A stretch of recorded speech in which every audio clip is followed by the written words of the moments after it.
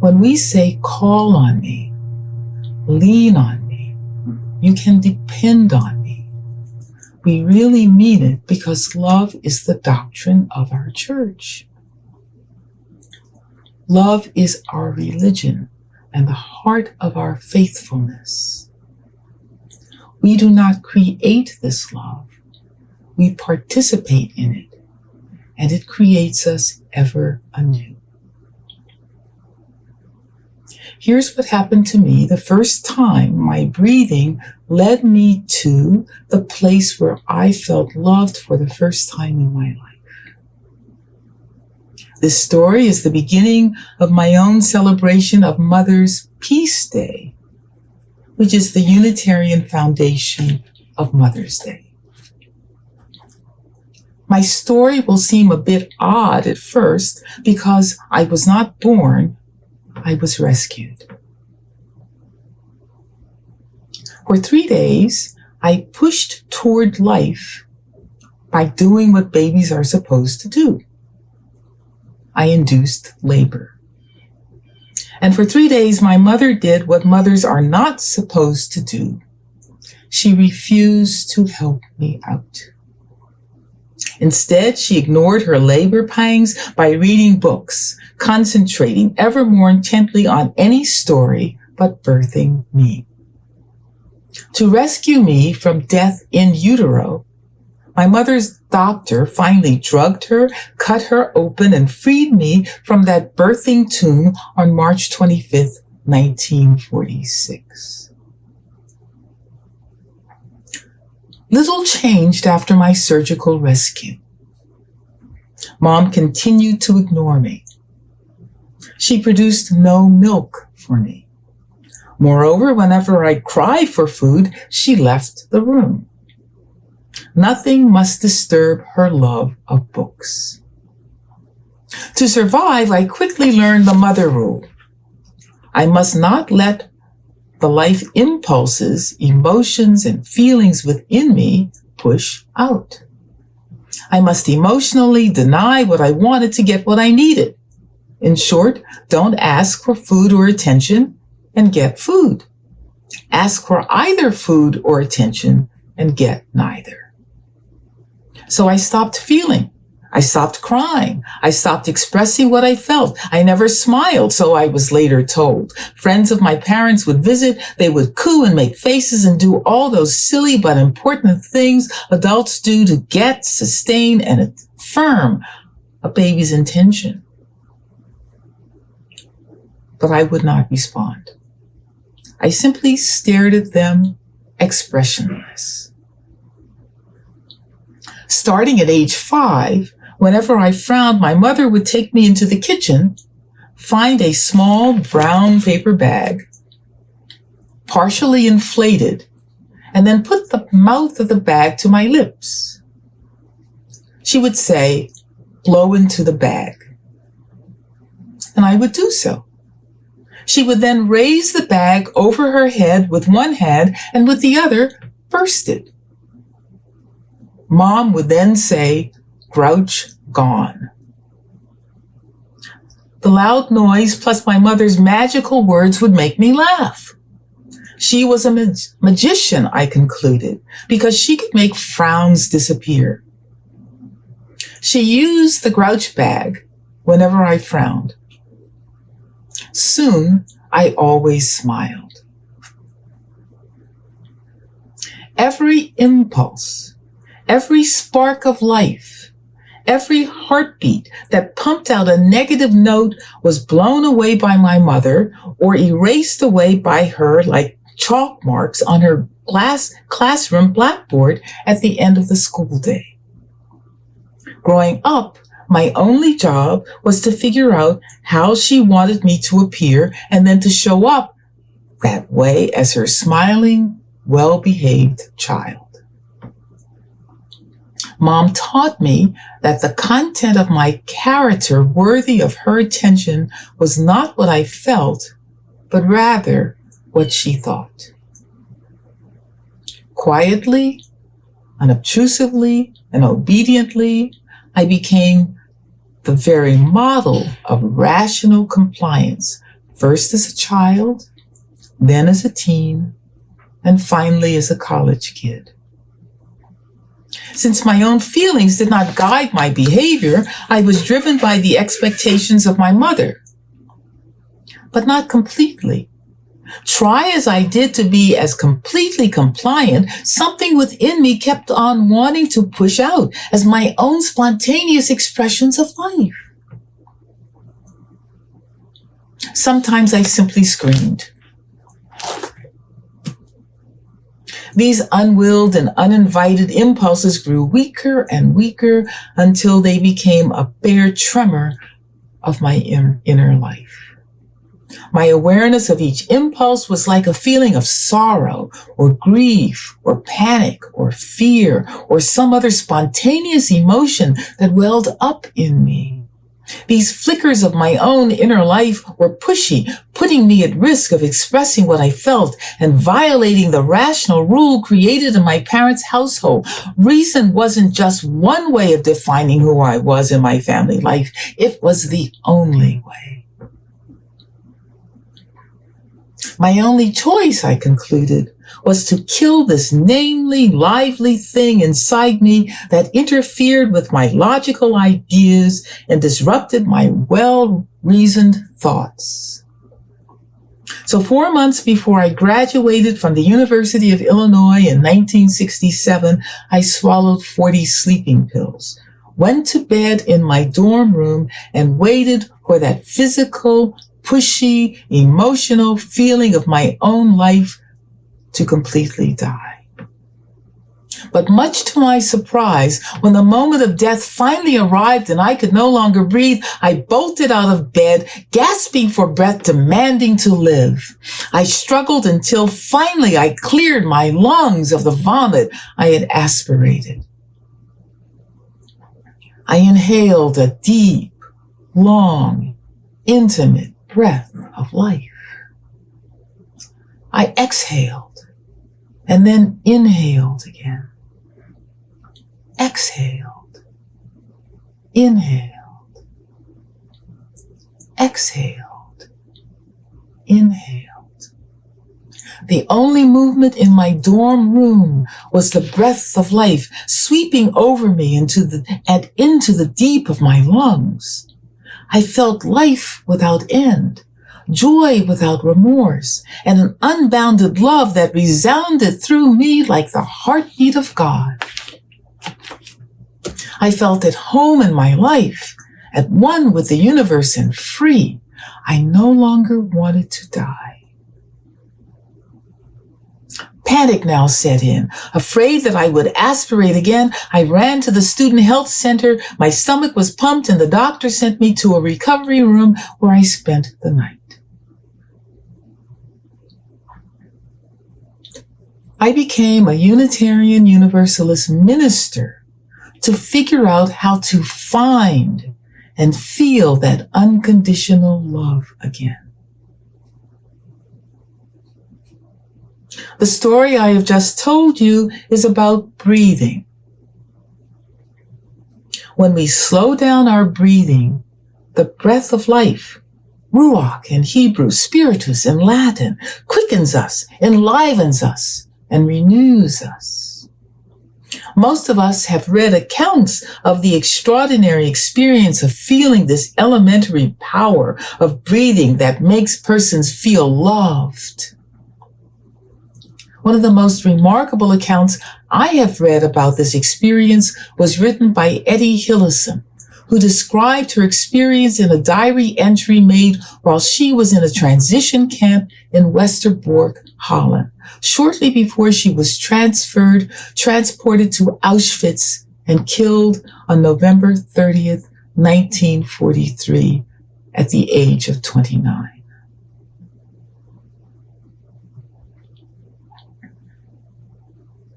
Here's what she said. All I wanted to say was this: the misery here is quite terrible.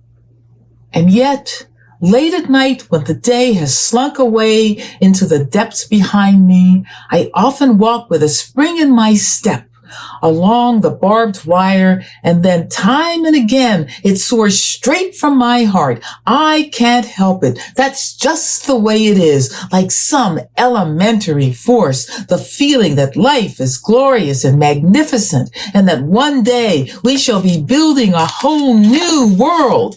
Against every new outrage and fresh horror, we shall put up one more piece of love and goodness. Eddie called the elementary force a feeling that soared straight from her heart. Life for her now felt glorious. So she had to talk about love and goodness taking hold of her. Mother's Peace Day begins with the experience of this kind of love. We feel loved by life itself. We feel the breath of life coursing through us, and we love unconditionally because we are unconditionally loved. We can't help it. That's just the way it is.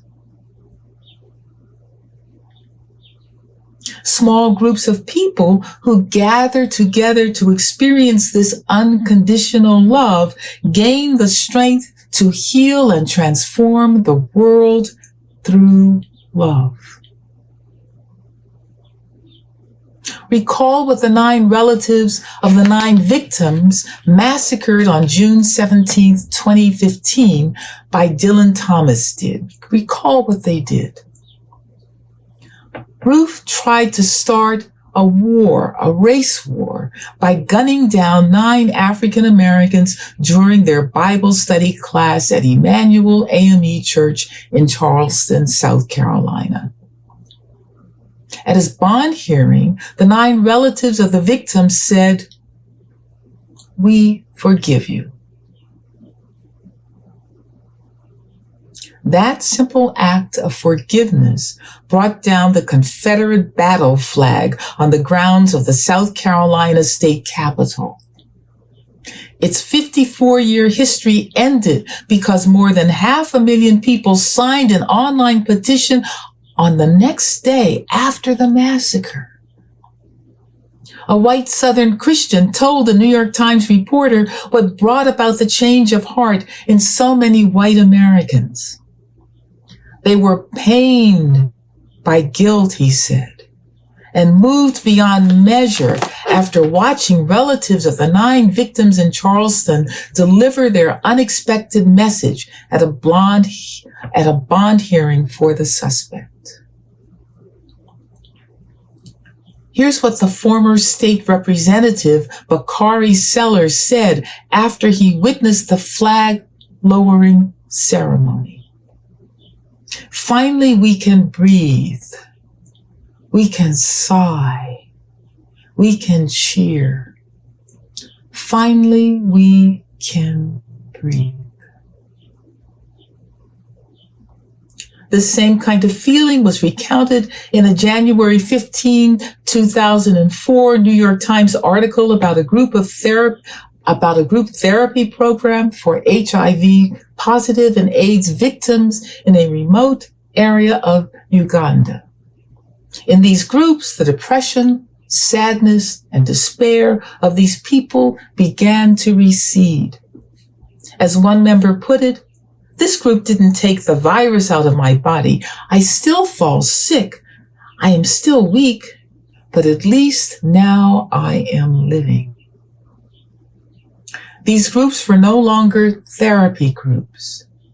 They were now spiritual renewal groups, love beyond belief groups. These groups renewed the hearts of the participants and thus the lives of the participants and their communities.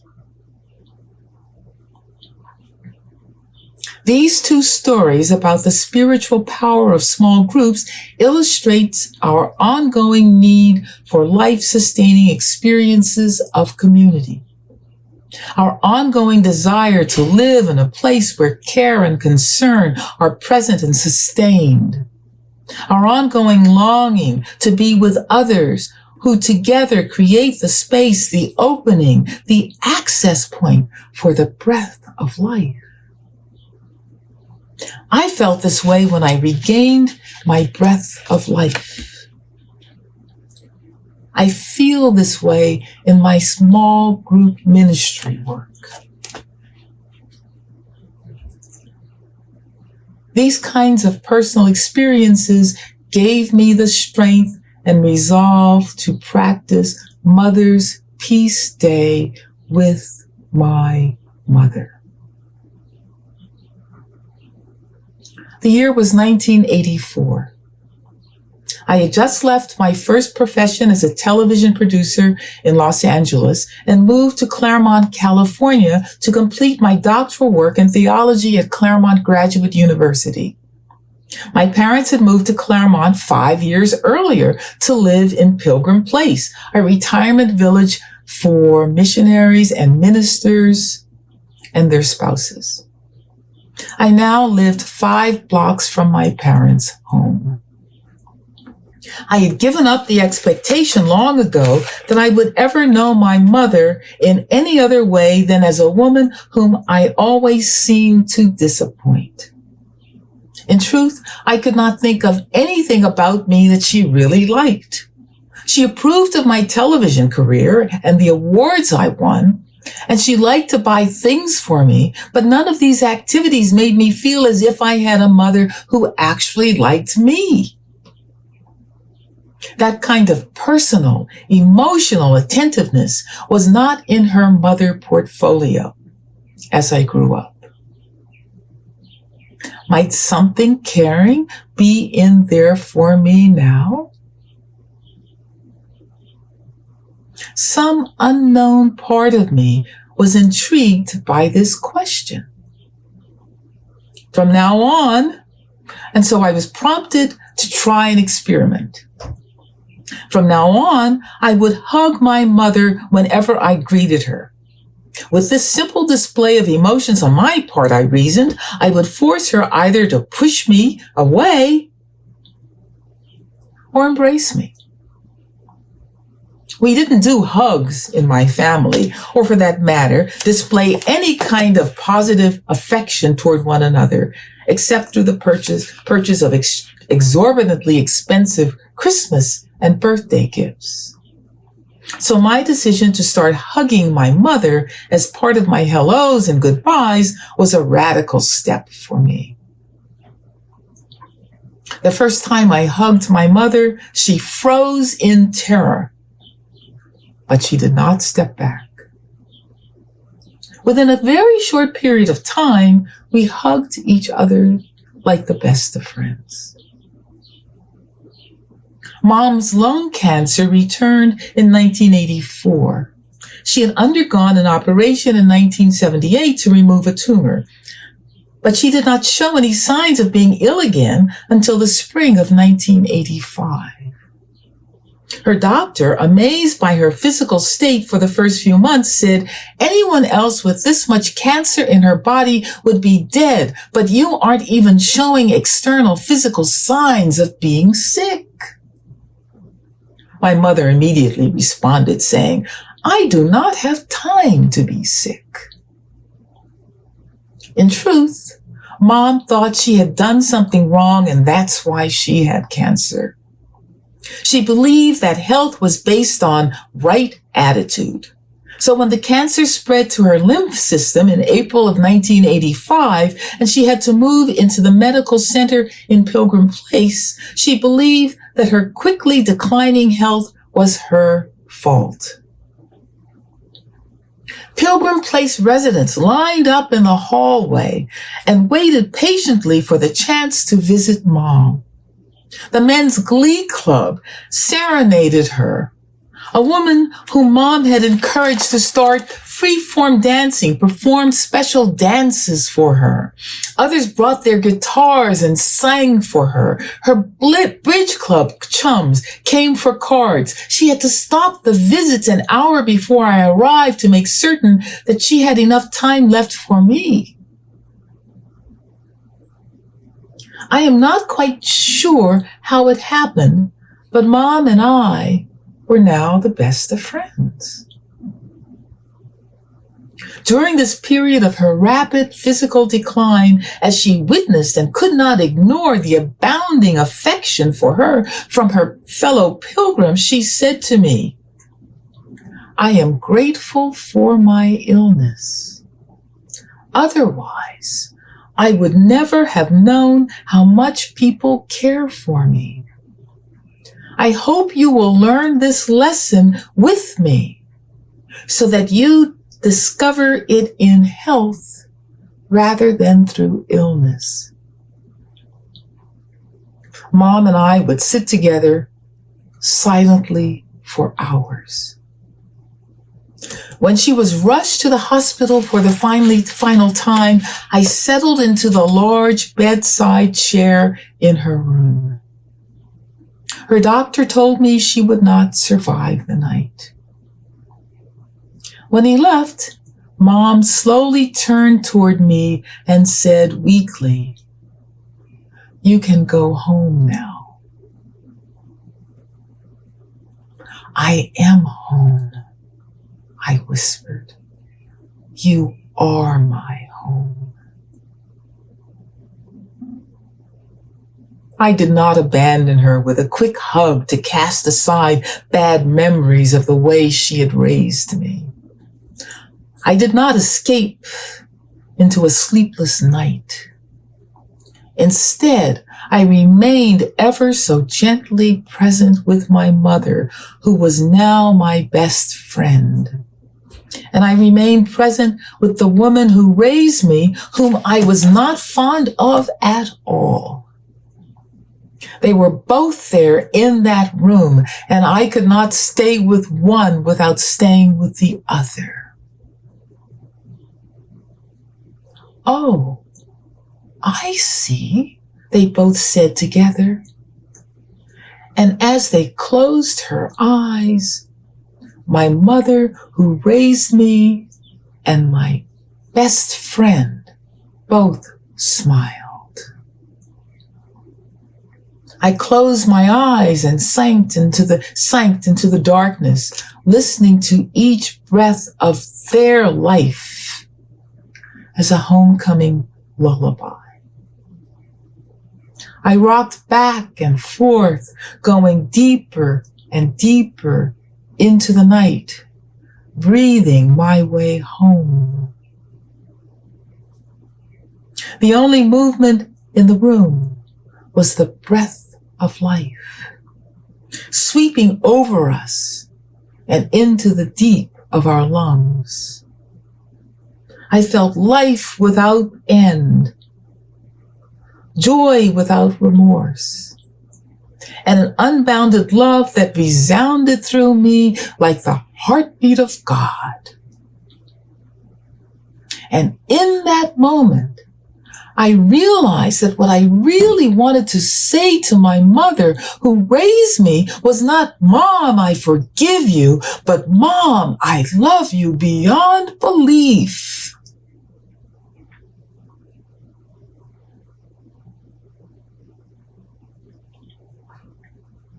I now understood what Mother's Peace Day means in deeply personal terms.